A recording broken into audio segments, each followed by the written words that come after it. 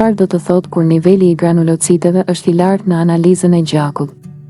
Analiza e gjakut është mënyra e vetme për të kontrolluar nivelin e granulociteve, ndërsa granulocitoza, pra rritja e nivelit të tyre në gjak, mund të ketë shumë shkaqe, dhe jo të gjitha janë të rënda.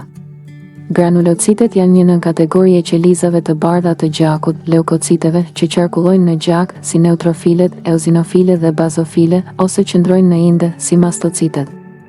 Ato veprojnë së bashku në luftën kundër infeksioneve, alergeneve dhe proceseve inflamatore në trup.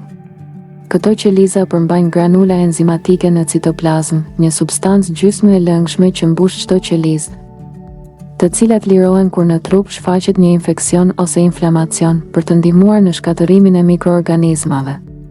Granulocitoza, niveli i lartë i granulociteve.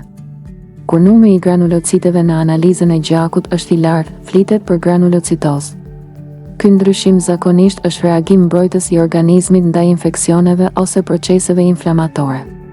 Granulocitoza mund të ndodhë gjatë infeksioneve bakteriale ose virale, në sëmundje autoimune si artriti reumatoid, pas djegjeve, traumave, stresit ekstrem, në seps, infeksion i përhapur në gjak, të sëmundjet e zorëve inflamatore, gjatë insuficiencës renale, sulmimit në zemër, ose si pasojë e disa barnave specifike dhe kancerit metastatik.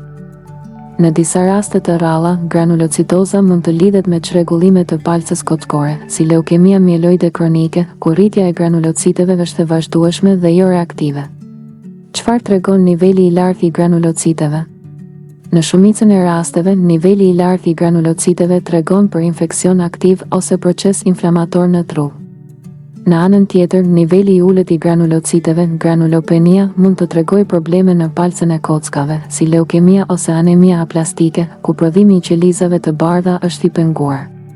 Granulocitet njihen gjithashtu me emrat leukocite granulare, leukocite polimorfonukleare. A duhet të shqetësoheni? Megjithse granulocitoza mund të tingëllojë shqetësuese, jo çdo rritje e granulociteve është shenjë e sëmundjes serioze. Shpesh bëhet fjalë për reagim normal të trupit ndaj infeksioneve të përkohshme, stresit ose inflamacionit.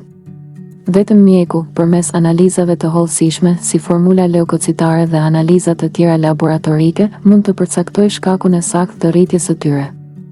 Në përmbledhje, granulocitoza është një gjendje që tregon se sistemi imunitar është aktiv, zakonisht në përgjigje ndaj një procesi inflamator apo infektiv, por kërkon gjithmonë vlerësim mjekësor për të përjashtuar shkaqet më serioze.